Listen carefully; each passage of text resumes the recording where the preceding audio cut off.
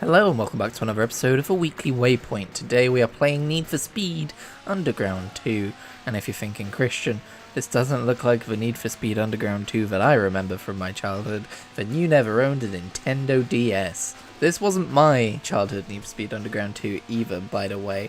I got curious and acquired this game for my own, just to see what it was like, and this is something I'm hoping to do a little bit more of in the future, but I thought it's been a little while since we've been to Emulation Station. Let's see what we've got, and I was like, I don't really feel like recording any of these games to the Waypoint, why don't we try something new? As I've mentioned on this series before, I think different versions of the same video game fascinate me.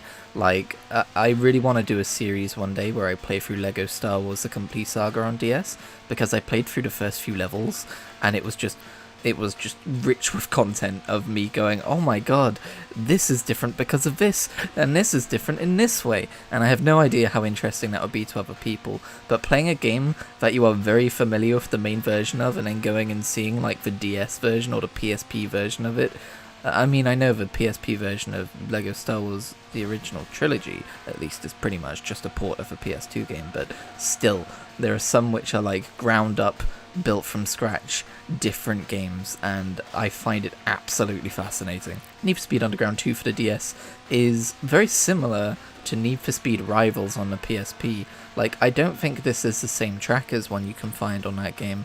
I'm pretty sure this was built from the ground up. It's not a port of a PSP game. It's a different game, but like the way the menus are handled and the way the game is structured is very similar, and the general vibe of the way the game looks and plays is also very similar to Rivals on PSP. You know what? I'm gonna go look it up. I bet it was made by the same people. Okay, well, it says Need for Speed Underground Rivals was made by EA Vancouver, and Need for Speed Underground 2 for DS was made by a development team called Pocketeers. So I guess I was wrong. There must have been like an overarching like style which they were contracted to use or something. Anyway, again, I'm sorry if this is boring the pants off you, but it fucking fascinates me.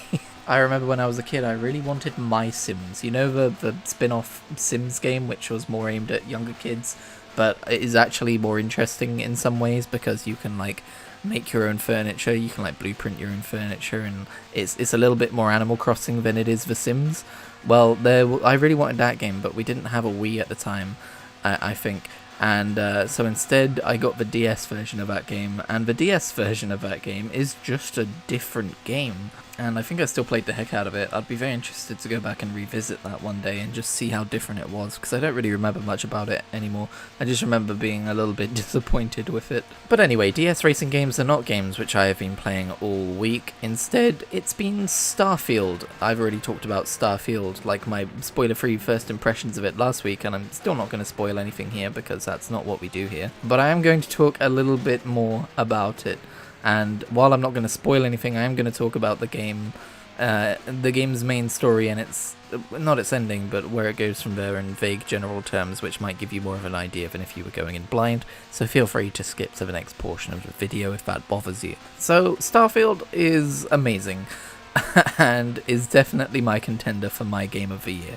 Remember before it came out, and I was talking about, like, it's okay if I just play it for a little bit and then I get distracted and go off and do something else. It is very rare for a game to hold my attention for an extended period of time nowadays. But I played Starfield from the beginning to the end of the main story. Like, I'm not going to say I didn't play other games as well in between. I'm not going to say I mainlined it for all of my free time that day. But it's kept my attention all the way throughout the main story. I think it's the best main story Bethesda have ever done. It's not the most unique idea, it's not the most original story, but its execution within a Bethesda RPG is really well done, and I really enjoyed it. What I think might be more unique and more interesting within the video game space and within the sci-fi storytelling space is how it handles New Game Plus, and I'm not going to go into detail because it's kind of impossible not to without spoilers. But unlike in a game like Skyrim, I don't know if Fallout 4 had New Game Plus, but Starfield has New Game Plus,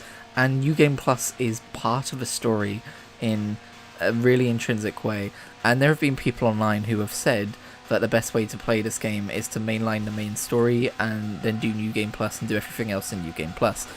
I agree with caveats. Ultimately, you should just do what you want to do in the game. You should just play the game how you want to play it. If you want to go get distracted in Space Cowboy Land, go get distracted in Space Cowboy Land. Just do so knowing that New Game Plus will probably be a little bit less of an attractive option, and it is an option, but it'll be a bit less attractive of an option for you if you do that before the main storyline. And playing through the main storyline into New Game Plus and then doing everything else in New Game Plus feels like a really optimal way to experience the game.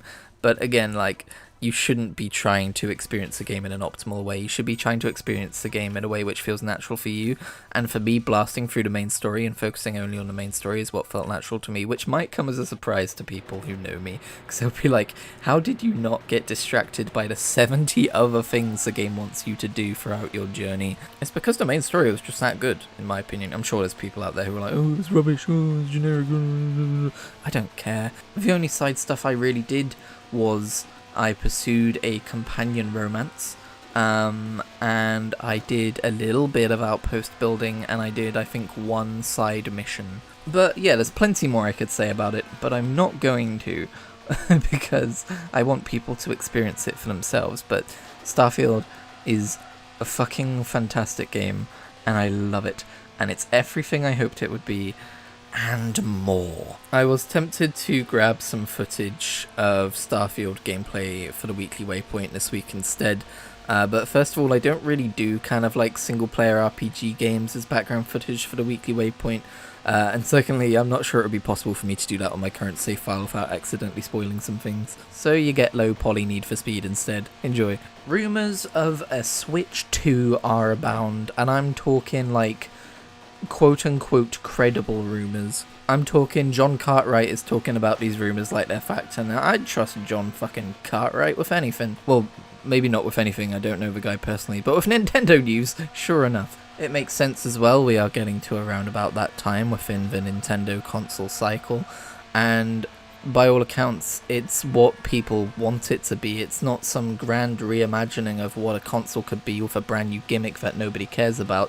They apparently have actually looked at the Switch and gone, people love this, let's do this again but better. Apparently, and I say this with hesitation, the Switch 2 specs, at least the tech demos it showed, brings it up to par with PS5 and Series X. But then if you look deeper into the details, it's because they are upscaling with DLSS, and if you don't know what that is, I'm employing something similar in emulation to make this not look super grainy and blurry, I think. I don't really know the details, maybe that was a bad example. But this isn't an example of DLSS, ignore everything I just said. What DLSS does is it lets you render a game at a lower resolution and use AI upscaling to fill in the blanks and upscale it up to a higher resolution, and it actually works really fucking well.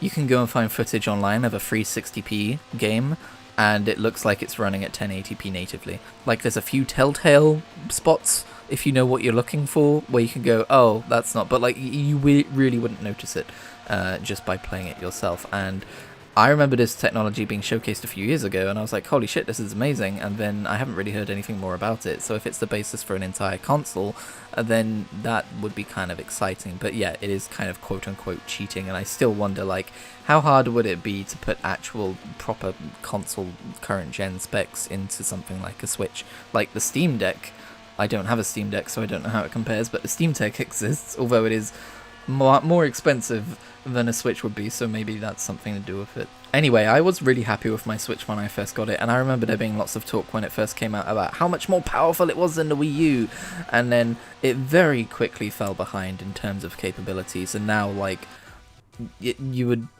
laugh at it, for running something modern that's a AAA title. So I do feel a little bit jaded when conversations take place around the Switch 2, wow, it's a big tech upgrade over the original Switch. I just do not trust Nintendo to actually think forwards in terms of tech that they put into a console. But there's also another aspect of me not being crazy excited about a Switch 2, and that's that I probably won't be able to afford it for a long time. I'm just not really in the Nintendo ecosystem these last few years. They've really let me down in terms of the latest Pokemon game and not caring how it runs. Obviously the Switch 2 would kind of be an answer to that, but I mean, there's also games which look way better than Pokemon Violet and run way better than Pokemon Violet, so I'm not sure the console's really the problem there, but what do I know? Tears of the Kingdom came out this year, but I've yet to finish Breath of the Wild, so I haven't really, you know, I'm just not really a Nintendo place in my life right now. I skipped the Wii U, so I think one of the reasons I was so excited for a Switch was I assumed it would do everything the Wii U did in terms of Virtual Console, and that obviously never came to pass, and that's also something that I'm a little bit stung about. Like, yeah, we've got NSO, and it's a fairly decent deal these days, but god, for the longest time we had nothing, and then NSO started really slowly, and it just feels manipulative the way they drip-fed that shit to customers. So yeah, me and Nintendo, not on talking terms right now. Well, we're on talking terms, but we're not on best buds terms. We're not besties. Anyway, I am on the final day of my week off, which may come as no surprise to you given that we've had a video every single day on the channel. I have not been idle during my week off. I have not been restive. I have not been, apart from playing all of that Starfield, I have not been chilling out as the week off dictates. I have been creating.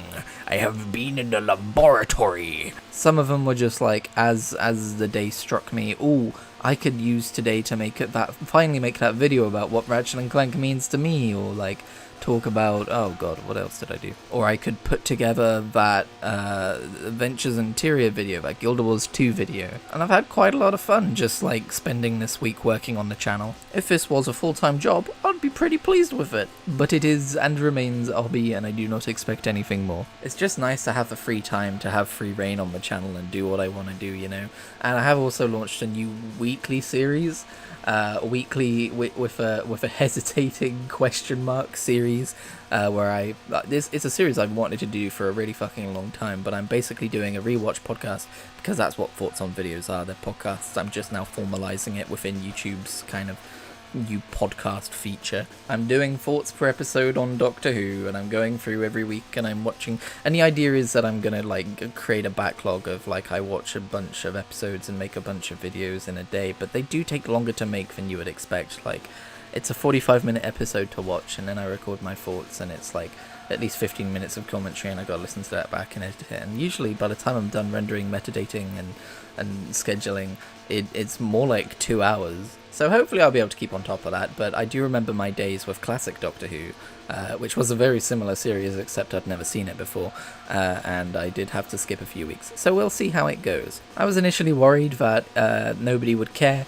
but it has steadily been getting views, and now is a higher than average view count video on my channel, so I'm pretty stoked about that, and I'm really excited to continue my watch through of Doctor Who, because I love that show, it turns out. I bloody love it, don't I? And it'll be especially fun when we get to the Capaldi era, because I have so much to say about the Capaldi era. Like, I was so negative on it the first time I watched through it, because I wanted it to be something it was not. I have lots of thoughts on why I didn't identify with it as much as I did with the rest of the series from before, but also I was a little bit more highly strung about Doctor Who back in those days as well. I was the kind of person who would correct people when they called the Doctor Who. I'd be like, actually he's called the Doctor. Those days are behind us, thankfully. But also I've never rewatched those episodes at all, so it will be really interesting to see, because I follow an account on Twitter called Bad Wolf Archives, which is basically an account dedicated to like talking about Doctor Who and like bringing up quotes and posting clips and talking about soundtracks, and it's a really fun account to follow. I think I've actually mentioned them before on this series, and they kind of inspired me to like reconsider that era of like, oh shit, actually a lot of this was really good. And their constant Doctor Who stuff on my feed has kind of inspired me to you know, think about Doctor Who more and end up doing this show. So there we go, exciting times abound for the channel as we go forth and conquer YouTube. That's what we're doing. We are the conquerors of YouTube. Is that what? Remember when all these YouTubers used to do names for their audiences, which is kind of cringe these days, I think. Should we be the conquerors? No, we're not going to be the conquerors, good lord. That has so many negative connotations associated with it. You could be conquerors with a K, as in like K for Kritigri. No, we're not doing. Oh, speaking of that era of YouTube and that corner of YouTube, you remember that vlog I did about anxiety a few weeks ago? I've recorded about 5 different vlogs since then, and You haven't seen any of them, and you never will. Anyway, thank you for watching.